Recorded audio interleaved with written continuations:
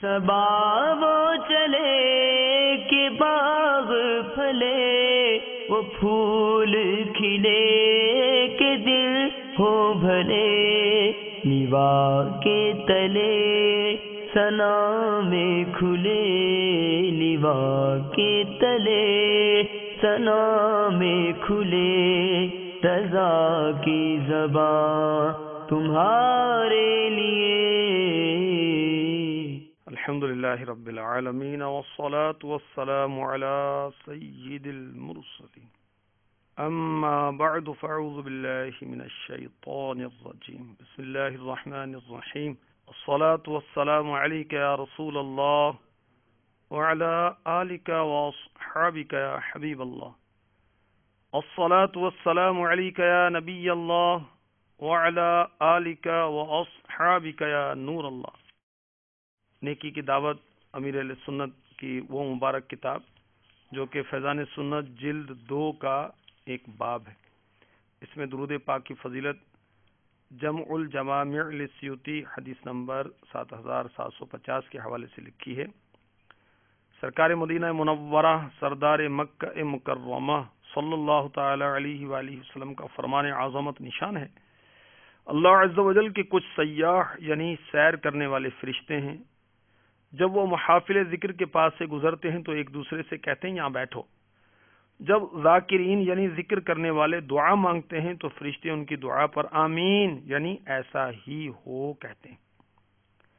جب وہ نبی پر درود بھیجتے ہیں تو وہ فرشتے بھی ان کے ساتھ مل کر درود بھیجتے ہیں حتیٰ کہ وہ منتشر یعنی ادھر ادھر ہو جاتے ہیں۔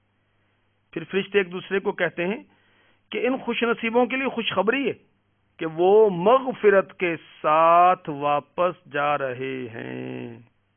سبحان اللہ، ذکر و درود کی محفلوں کی کیا بات ہے۔ صلو علی الحبیب صلی اللہ تعالی علی محمد وعلی آلہ وصحبہ وبارک وسلم۔ رضا کی زبان تمہارے لیے، اس سلسلے میں اعلی حضرت کے کلام کے مقطع پیش کیے جاتے ہیں، ذکر رضا بھی ہوتا ہے اور مقطع کے مدنی پھول بھی آپ کی جانب بڑھائے جاتے ہیں۔ جو کلام کا آخری شعر ہوتا ہے اس کو مقطع کہتے ہیں، پہلے کو مطلع کہتے ہیں، اور آخری شعر میں شاعر اپنا تخلص استعمال کرتا ہے۔ اعلی حضرت کا تخلص تھا رضا۔ جو مقطع آج پیش کیا جائے گا اس میں پیارے آقا علیہ الصلوۃ والسلام کی یاد امت کے تعلق سے بیان کیا گیا ہے۔ چنانچہ اعلی حضرت لکھ رہے ہیں، جو نہ بھولا ہم غریبوں کو رضا، جو نہ بھولا ہم غریبوں کو رضا، یاد اس کی اپنی عادت کیجئے، یاد اس کی اپنی عادت کیجئے۔ اے رضا، وہ پیارا نبی صلی اللہ علیہ وسلم جو کبھی ہمیں نہ بھولا، اس کی یاد کو اپنی عادت بنا لو۔ کاش اٹھتے بیٹھتے چلتے پھرتے ذکر مصطفیٰ ہماری زبان پر جاری رہے، جس سے محبت ہوتی ہے اس کا ذکر کثرت سے کیا جاتا ہے۔ کاش درود پاک پڑھیں، ان کے ارشادات پر عمل کریں۔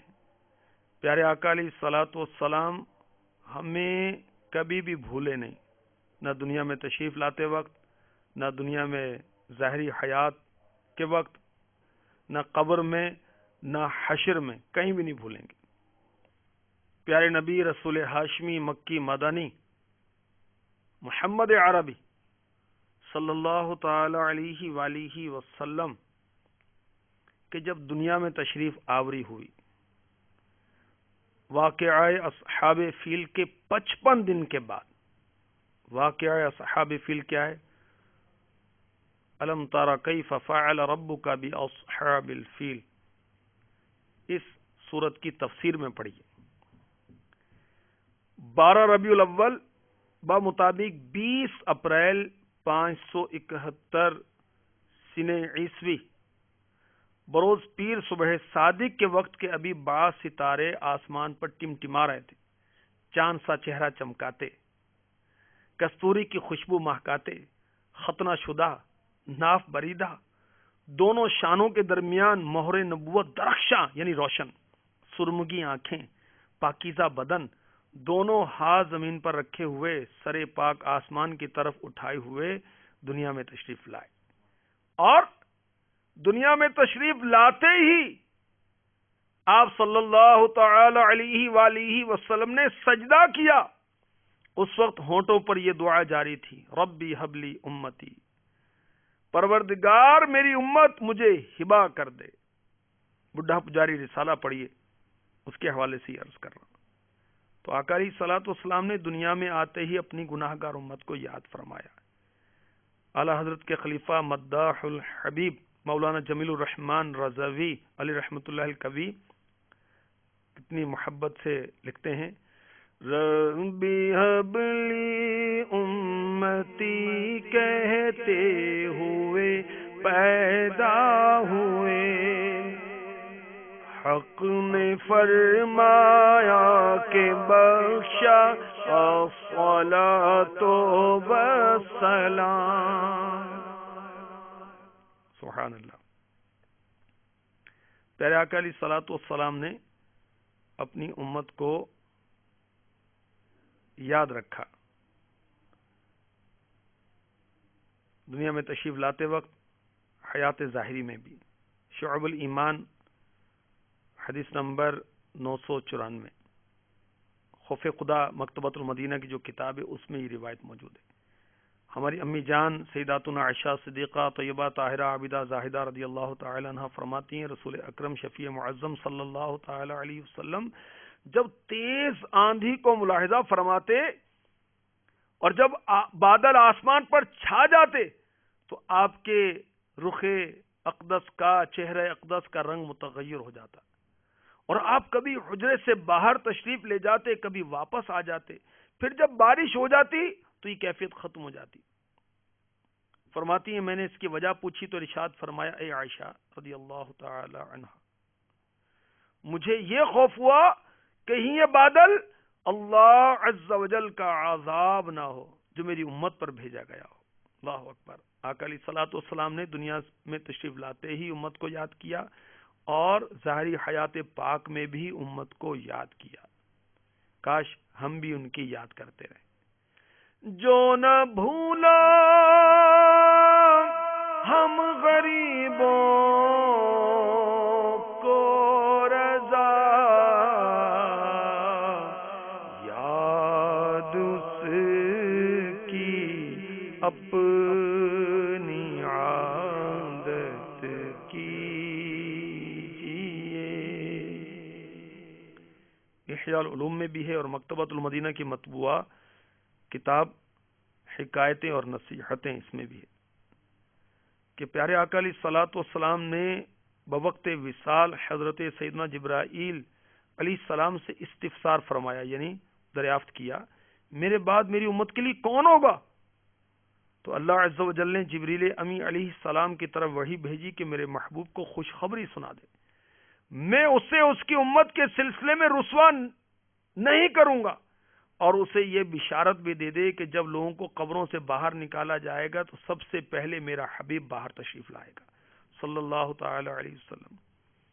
جب لوگ جمع ہوں گے تو میرا محبوب ہی ان کا سردار ہوگا صلی اللہ تعالی علیہ وآلہ وسلم.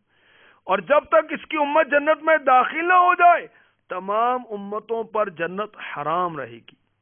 یہ سن کر شاہ بحر و بر صلی اللہ تعالی علیہ وسلم نے ارشاد فرمایا، اب میری آنکھیں ٹھنڈی ہوئیں اور میرا دل خوش ہوا.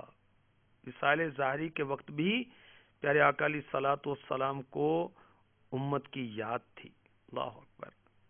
اعلی حضرت فتاوی رضویہ شریف میں جلد 30 صفحہ 716-717 پر لکھتے ہیں، بڑی توجہ کے ساتھ سننے والے مدنی پھول ہیں یہ. جان برادر، تو نے کبھی سنا ہے کہ جس کو تجھ سے الفت صادقہ ہے وہ تیری اچھی بات سن کر چیبجبی ہو اور اس کی محو کی فکر میں رہے؟ پھر محبوب بھی کیسا، جانے ایمان و کان احسان، جس کے جمال جہاں آرا کا نظیر یعنی مثال کہیں نہ ملے گی، اور خامہ قدرت یعنی قدرت کے قلم نے اس کی تصویر بنا کر ہاتھ کھینچ لیا کہ پھر کبھی ایسا نہ لکھے گا۔ کیسا محبوب، جسے اس کے مالک نے تمام جہان کے لیے رحمت بھیجا۔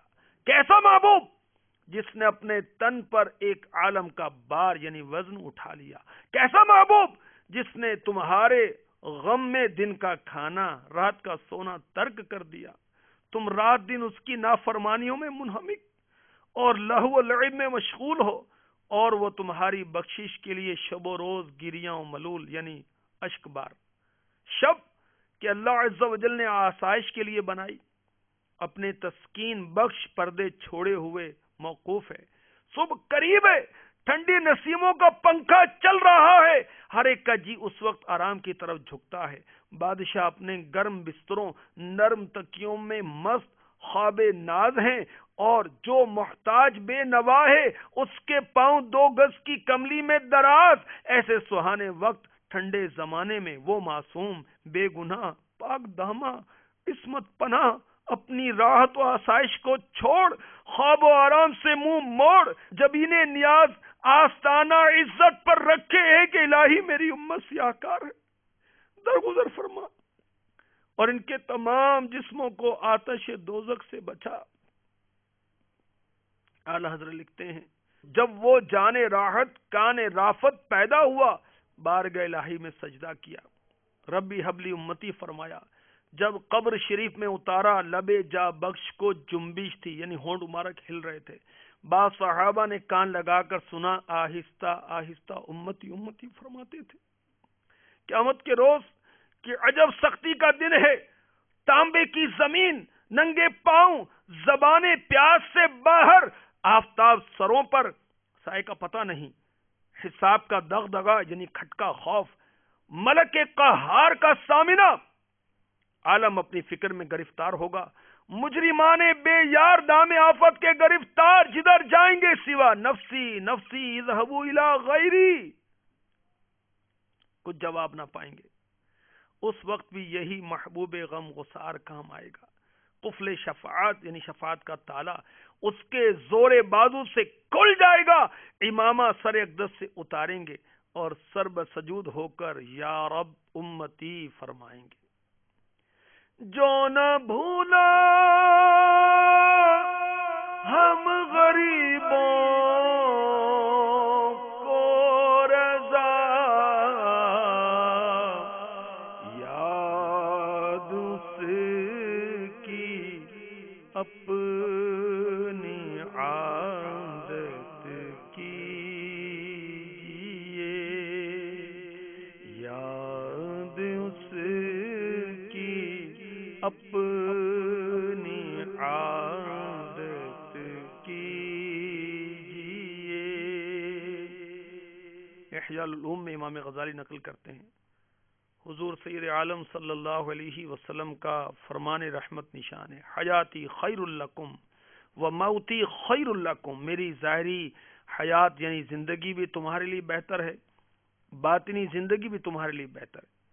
ظاہری زندگی اس لیے بہتر ہے کہ میں نے تمہارے لیے سنتیں اور شریعت قائم کی، باطنی زندگی اس لیے بہتر ہے کہ فَإِنَّ أَعْمَالَكُمْ تُعْرَضُ عَلَيَّ، تمہارے اعمال مجھ پر پیش کیے جاتے ہیں، اگر اچھے ہوں تو میں اللہ عز و جل کی حمد کرتا ہوں، اور اگر برے ہوں تو میں اللہ عز و جل سے تمہارے لیے مغفرت طلب کرتا ہوں۔ تا حشر مرکد میں جنہیں امتی امتی کہہ کر پکارو گے، ہمیں بھی ان میں یاد رکھنا صدقہ اپنی رحمت کا۔ مستدرک کی روایت سنیے، حضرت سیدنا عبداللہ ابن عباس رضی اللہ تعالی عنہما روایت کرتے ہیں، شافع روز جزا دافع جملہ بلا حاجت روا مشکل کشا صلی اللہ تعالی علیہ وسلم نے فرمایا، بروز قیامت انبیاء کرام علیہم الصلاۃ والسلام کے لیے سونے کے ممبر بچھائے جائیں گے، انبیاء ان پر بیٹھیں گے، میرا ممبر خالی رہے گا، میں اس پر نہ بیٹھوں گا بلکہ اپنے رب کے حضور کھڑا رہوں گا، اس ڈر سے کہ کہیں ایسا نہ ہو کہ مجھے جنت میں بھیج دیا جائے اور میری امت میرے بعد رہ جائے۔ میں عرض کروں گا یا رب امتی امتی، یا رب میری امت میری امت۔ اللہ رب العلا عز و جل فرمائے گا اے محمد صلی اللہ تعالی علیہ وسلم، تیری کیا مرضی ہے، میں تیری امت کے ساتھ کیا کروں؟ عرض کروں گا یا رب میری امتیوں کا حساب جلد فرما دے۔ پس میں شفاعت کرتا رہوں گا یہاں تک کہ مجھے اپنے امتیوں کی رہائی کی چٹھیاں ملیں گی جنہیں دوزخ میں بھیجا جا چکا تھا، یہاں تک کہ حضرت مالک دروغہ دوزخ علیہ السلام عرض کریں گے اے محمد صلی اللہ تعالی علیہ وسلم، آپ نے اپنی امت میں رب عز و جل کا غضب نام کو بھی نہ چھوڑا، جو نہ بھولا ہم غریبوں کو رضا، یاد اس کی اپنی عادت کیجیے، دنیا میں آتے وقت، دنیا میں رہتے ہوئے، دنیا سے جاتے ہوئے، قبر منور میں، اب تک قیامت کے دن بھی آقا ہمیں یاد کریں گے، ہم اس آقا کو بھول جاتے، شادیوں میں مستی چڑھتی، شیطان کو راضی کرنے والے کام کرتے ہیں اور نہ جانے کن کن رسموں میں پڑ جاتے ہیں۔ تو کاش جو آقا ہمیں کبھی نہ بھولے، ہم بھی ان کو کبھی نہ بھولیں، ان کی یاد کرتے رہیں، اعلی حضرت کے صدقے ہمارے حال زار پر کرم ہو جائے، آمین۔ فیض رضا جاری رہے گا انشاءاللہ، جاری رہے گا انشاءاللہ عز و جل۔